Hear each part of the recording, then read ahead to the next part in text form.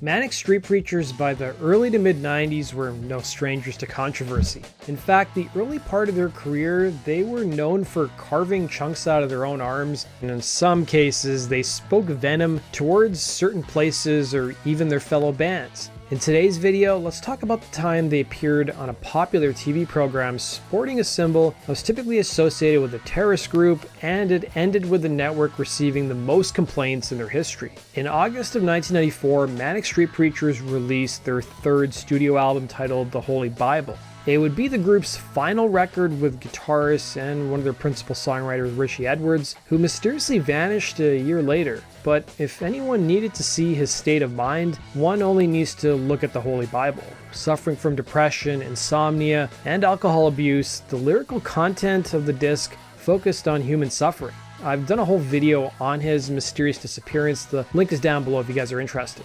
The first single released from their upcoming album at the time would be the song Faster.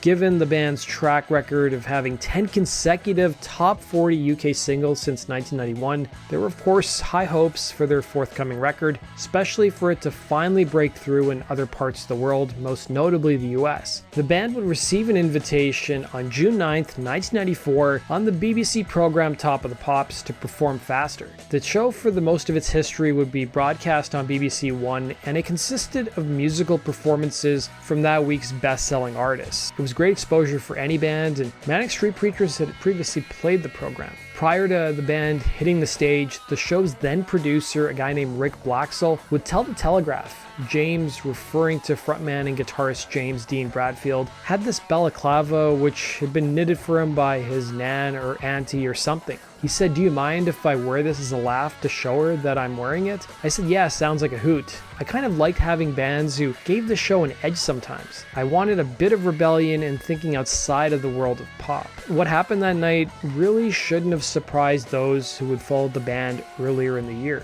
The band was starting to wear army fatigues and regalia, possibly paying homage to their heroes The Clash. Frontman James Dean Bradfield came on stage wearing a balaclava along with military fatigues, something that was typically associated with the Irish Republican Army or IRA. On the balaclava, Bradfield wrote his first name while his bandmates wore military attire along with what one article described as communist medals. While the live audience seemed to be into the performance, the public watching at home was horrified as they interpreted this to mean that the band was openly supporting the IRA despite them not having publicly commented on the conflict in Northern Ireland. Apparently though, it wasn't just the IRA that the band was being associated with, as there were several other notable events in the news around this time.